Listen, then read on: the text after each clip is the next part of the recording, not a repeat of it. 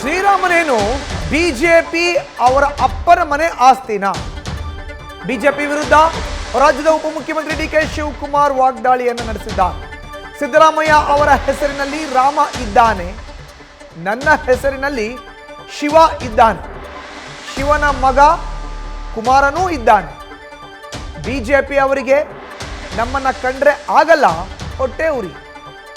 ನಮ್ಮನ್ನು ಹಿಂದೂ ವಿರೋಧಿಗಳು ಅಂತ ಬಿಂಬಿಸೋ ಅಂತ ಪ್ರಯತ್ನವನ್ನ ಮಾಡ್ತಾ ಇದ್ದಾರೆ. ನಾವು ರಾಮ ಸೀತೆ ಇಬ್ಬರನ್ನ ಕೂಡ ಪೂಜಿಸ್ತೇವೆ ಅಂತ ಡಿಕೆ ಶಿವಕುಮಾರ್ ಹೇಳಿಕೆಯನ್ನು ನೀಡಿದ್ದಾರೆ. ಅವ್ರ ಮನೆ ಆಸ್ತಿನ ಶ್ರೀರಾಮ ಯಾರ ಮನೆ ಆಸ್ತಿ ಅಲ್ಲ ರೀ.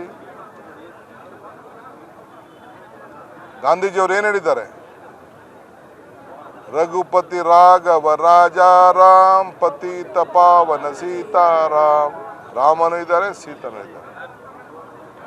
ನಾನು ಹೇಳಿದ್ನಲ್ಲ, ಸಿದ್ದರಾಮಯ್ಯನವರ ಹೆಸರಿನಲ್ಲಿ ರಾಮ ಇದ್ದಾನೆ, ಶಿವಕುಮಾರ್ ಹೆಸರಿನಲ್ಲಿ ಶಿವ ಇದ್ದಾನೆ, ಶಿವನ ಮಗನೂ ಇದ್ದಾನೆ ಕುಮಾರ. ಇನ್ನೇನು ಬೇಕು? ಇದು ನಮ್ಮ ಎಲ್ಲ ಧರ್ಮ. ಸೊ BJP ಅವ್ರ ಪಾಪ ಅವ್ರಿಗೆ ಇನ್ನೇನಿಲ್ಲ.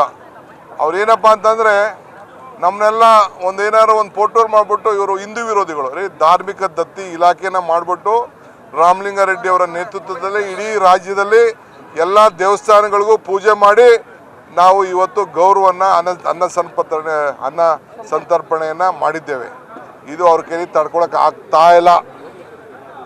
ಅದಕ್ಕೆ ಆ ಹೊಟ್ಟೆ ಉರಿ ಏನಪ್ಪ ಕಾಂಗ್ರೆಸ್ ಅವರು ಈ ಕೆಲಸ ಮಾಡ್ತಾವ್ರಲ್ಲ ಅಂತ ಹೊಟ್ಟೆ ಉರಿ ಪಡ್ಕೊಂಡು ಕೈನ ಇಸಿಕೊಂಡು ಕೂತವ್ರೆ. ನಮ್ಗೆ ಸಿಕ್ತಿಲ್ವಲ್ಲ ಚಾನ್ಸು, ನಮ್ಮ ಸರ್ಕಾರ ಇರ್ಲಿಲ್ವಲ್ಲ ಅಂತ ಮಾಡ್ತಾರೆ. ನ್ಯೂಸ್ ಫಸ್ಟ್ ನಿರ್ಭೀತಿಯಿಂದ ನಿಮ್ಮ ಪರವಾಗಿ.